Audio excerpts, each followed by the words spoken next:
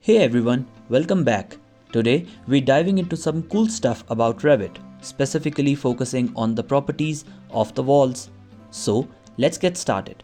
First off, let's talk about instance and type properties of walls. In Revit, instance properties are unique to each individual wall, while type properties apply to all walls of the same type. For example, if you change an instance property like the wall's location, it only changes that specific wall. But if you change a type property like the wall's thickness, it affects every wall of that type in your entire project. Now, let's check out the wall details. Firstly, go ahead and draw a wall as we described in the previous video.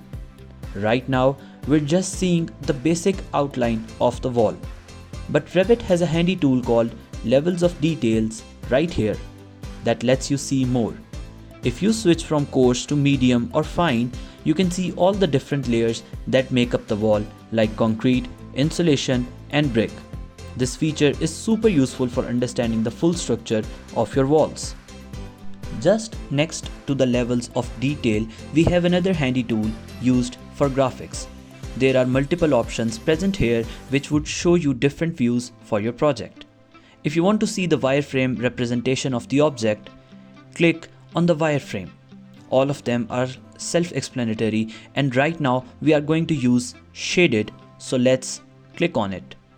You are welcome to test all of these views and let us know which one you like the best in the comments below. Next up, we have location lines. Every wall can be aligned based on different points like the finish face, core face, or center line. These lines help you place your walls accurately and ensure everything lines up perfectly in your project. Let's go ahead and place a wall. From the options bar, select Finish Face Exterior as the location line. Now, as you are placing the wall, notice how wall is being drawn from the exterior side of the finish face. If you want your wall to be on the opposite side, please go ahead and hit spacebar to flip the wall. Hit spacebar again to flip it back. Now, look closely. This region here is the finish face of the wall. If you go ahead and draw a new wall, but this time selecting the location line as finish face interior, you can see the new wall is being drawn from the interior side of the face. There is another option for the location line, that is core exterior and interior. This right here is the region that is being defined as core. Selecting the location line as core exterior or interior would use these boundaries to draw a wall.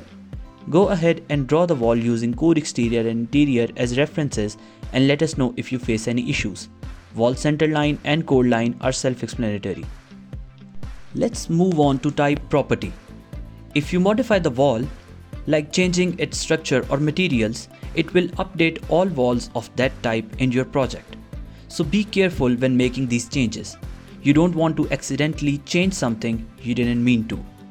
To see how this wall changes, select any one of the walls you made and click on Edit Type.